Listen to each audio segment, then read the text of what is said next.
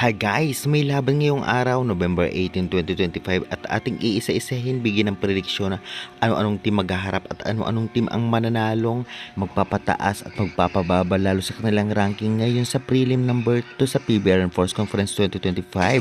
Kaya before that guys, please naman huwag niyong kalimutan mag-like, comment, subscribe for more valuable updates. Maraming salamat sa suporta nyo. Siyempre, agad-agad ay ibibigay natin ang schedule ng game nila ngayong araw. Siyempre, prediction anong team mananalo based sa kanilang past performance. Unahin na nga natin ang first game. Unang tapatan nga, Sauce Coffee versus NX LED, 1:30 PM ngayong November 18 at venue Hinaris Center, Montalban.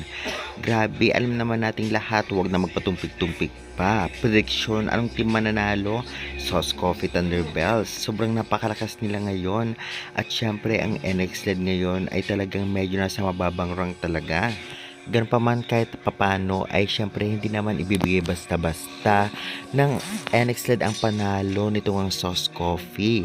Syempre kahit papano ay okay din naman ang performance ng mga local players nito at ng kanilang imports, sadyang kulang lang talaga. Ganun pa man overall talagang mas lamang ang Sauce Coffee sa opensa, depensa, blockings. Kaya naman, good luck na lamang to both teams. Second game naman, tapatan naman ang Akari Chargers versus Chocomucho. Second game yung 4 PM, Hinaris Center, Montalban din ang venue. Overall performance nila at prediction natin kung anong team posibleng manalo sa dalawang to, masasabi ko mukhang Akari Chargers. Ngunit may laban kahit papano ang Chocomucho. Masasabi lang natin lamang ng konti ang Akari sa percentage na 55% Akari at 45% sa Chocomucho. Possible na ratings nila para sa panalong larong ito.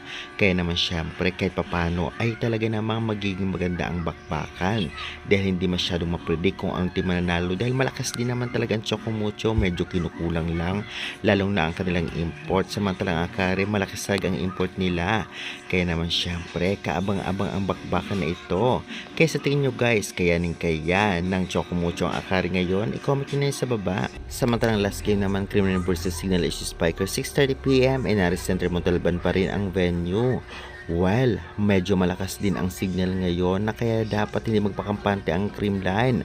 Overall prediction natin kung anong team possible na manalo, for me, Creamline Cool Smashers.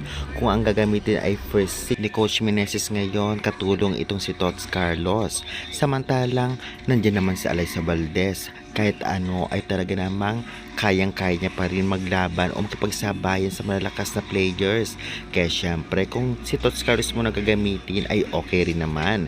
Michelle Gumabaw kasama ang kanilang import. Kung yan ang gagamitin ay possible manalo sila sa signal. Sakali man walang laro ang isa sa kanila, pwedeng ipalit si Alyssa na kahit minsan walang laro, ngunit malaki pa rin ang tulong niya sa loob ng court bilang veterans player. Kahit papano malakas din ngayon talaga ang signal, especially ang kanilang import, samahan pa ni Erica Santos at syempre si Kayuna bilang main setter. Kaya naman dapat galingan ng both teams para talagang maganda ang kalabasan ng laban.